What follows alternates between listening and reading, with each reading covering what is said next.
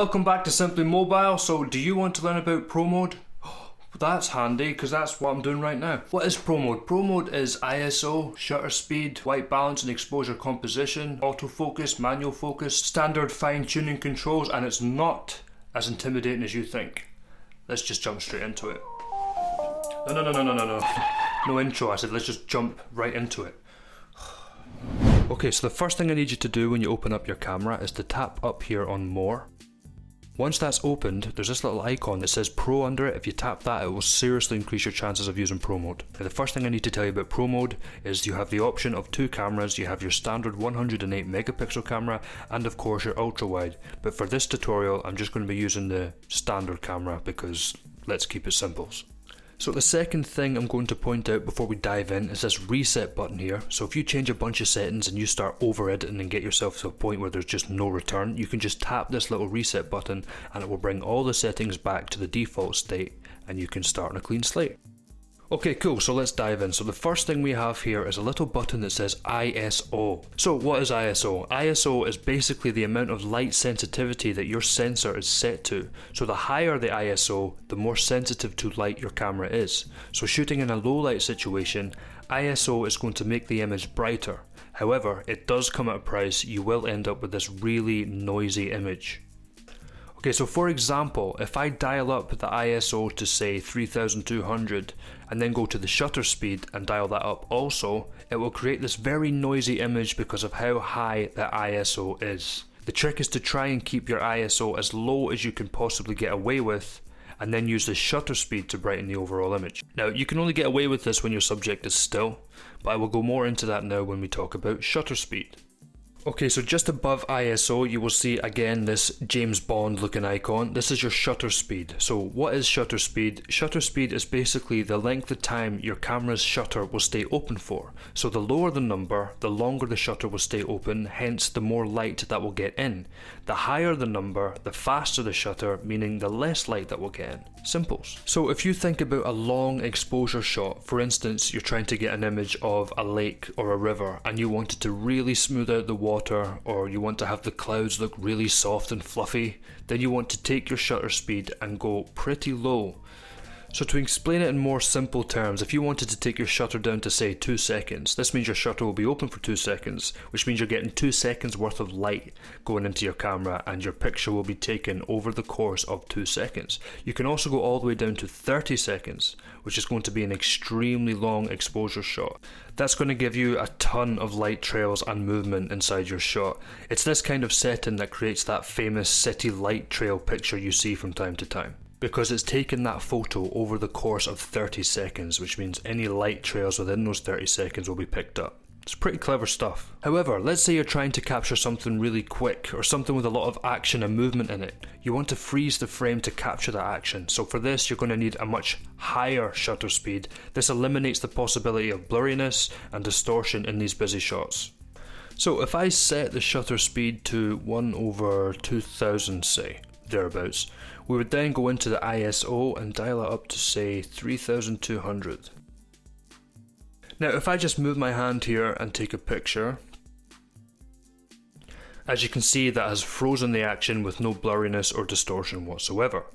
Now in comparison, so if I take the same picture with a slower shutter speed and a lower ISO setting, as you can see there is a lot more blur. This is because of how long that shutter was open for, and now you can see why this would soften out clouds and water, etc. And like I said at the start, if you want to go back to the default setting, you can just hit this little reset button here. Now another handy tip, you can also use Pro Mode in an auto mode setting if you tap this to auto, and then you can make small adjustments as and when required. For instance, if I use auto mode to take a shot of my hand, as you can see auto mode has set everything back to the proper exposure and focus. But let's say you are happy with this image but you just wanted to raise the exposure a little bit. You can just go to exposure composition and raise the exposure, or decrease the exposure depending on what kind of image you're asking for. Now the really cool and clever thing about this is because it's set to auto, the shutter speed and ISO will adjust itself automatically to compensate for any changes you make to the exposure. So that was exposure and exposure composition, so again tap reset to reset. Okay, so just above exposure composition, you can see we have a setting called AF. So AF basically stands for autofocus. So if you tap on it and then tap up here where it says auto and set that to manual, this allows you to control the focus manually. So again, if I put my hand up, I can now start dialing in the focus. Now you can see this little green outline. I love this. I feel like Tony Stark when I'm using this thing. So this green outline will basically frame the focus point of the camera. So the further out your focus is, then the further out the green line goes. And the shorter your focus is, the closer the green line goes. And when you are finished pretending to be Iron Man, you can just tap this button here and everything will revert back to autofocus mode. So a great thing to remember when you're using manual focus is this little flower icon down here means close focus. So if you drop it down to the flower, you get this really close macro type shot.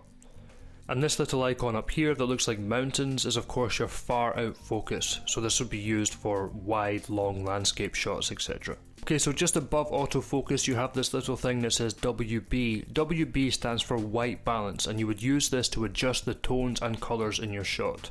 So if you can see that the tones and colours seem a bit abnormal, you can manually adjust the white balance until you can find a place that looks a lot more natural. This may be one of the most important things you use inside Pro Mode because a lot of the time the phone can distort the white balance, especially when it comes to AI and scene detection. Now you can also lock the white balance, so if you want to change some other settings but you don't want the white balance to change, then you just tap auto and now that won't change. Now above white balance we have standard. So standard is the fine tuning controls for the image, so any Instagram wizards will be good at this one. When you tap on standard you get a list of fine tuning effects. You have contrast, highlight, shadow, saturation and tint. Okay, so if we first talk about contrast, this is one of my personal favourites. Contrast is basically how the highlights and shadows contrast with each other. Lowering the contrast gives you more of a blend. The highlights and shadows will almost merge to create this milky, dusty vibe. However, heightening the contrast will create defined separation between highlights and shadows. Essentially, dark points in the image will get darker, as the lighter points in the image will get lighter, creating this more obvious, vibrant separation between the highlights and the shadows. Next, of course, we can raise or lower the highlight, and this will focus on the highlights specifically, so the highlighted points in the image can be raised or dropped without affecting the shadows. Shadows is basically the same effect, just inverted, so this will adjust the shadows in the image without touching the highlights. Next, of course, we have saturation. Now this will add or eliminate color vibrancy depending on what you're going for within the image. And last but definitely not least, this is tint. This will work primarily in collaboration with white balance, so if you adjust the white balance but you can still see that there's a little bit of green in the image or it's a little bit too warm, you can contradict those colours by adjusting your tint. Well, there you go. I hope that helped you understand Pro Mode a little bit better than before. All you have to do now is mess around with it using those basic rules and see what you come out with. If you liked the video, hit like. If you didn't like the video, hit like. If you would like to dislike me more effectively, please subscribe to the channel to dislike me on a whole new level. Also, if you're a Samsung S21 Ultra user and you want to find out how you can make the most out of your camera, you can dive into my Samsung S21 Ultra camera review at the end of this video. Feel free to leave a comment in the comment section below if you want to get something off your chest, and I will see you next week. Bye bye.